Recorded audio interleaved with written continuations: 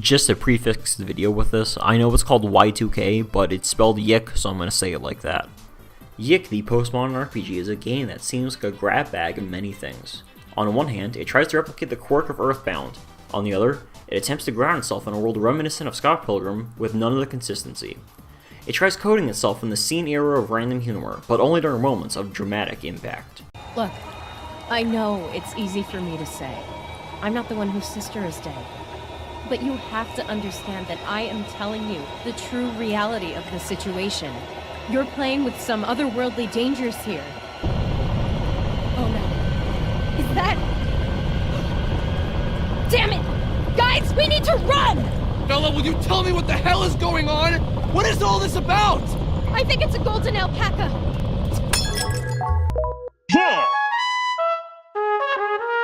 Lemonade.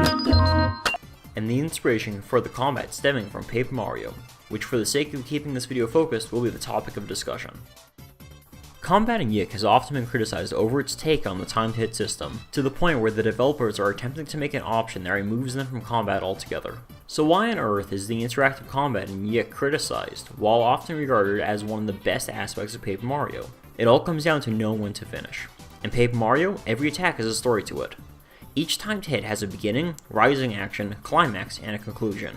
Each of these attacks are given time to settle and establish themselves before rising to their highest point and then concluding. Each of these attacks are, in their own way, miniature stories that feed into the grander narrative, being a level grind, a boss fight, or progressing with the actual story. The graphics that appear and accompanying sounds sell the idea of a story moving forward with every attack, some of them being longer than others. An exception to this are the special moves, which break up the regular pace of battle for some quick minigames that range from having a set time limit to being based on skill. With every correct input, you see these moves improve your chance of victory, from Sweet Treat restoring you to Earth Tremor growing at an unstoppable rate. Because of this, the battle is constantly varied through the regular attack inputs, defensive inputs, and specials, all of which can be used to stomp out foes.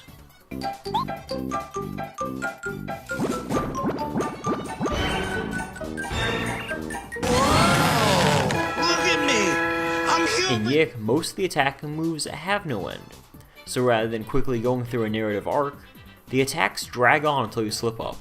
Due to all the enemies having a large amount of health, you want to keep the streak going, not for the sake of domination, but for the sake of feeling like you made any progress at all.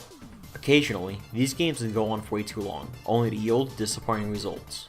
So why am I praising the special minigames in Paper Mario that can go on for a while and not in Yiik? In Paper Mario, the minigames were a reward. You worked towards them, and always had a massive and tangible effect on the battle. In Yiik, it's just minigames. Rather than something short and sweet like pulling back on the joystick and slamming forward, or pressing a button once or twice to match a prompt, you're constantly barraged with different minigames that take up too much time for not a strong enough payoff.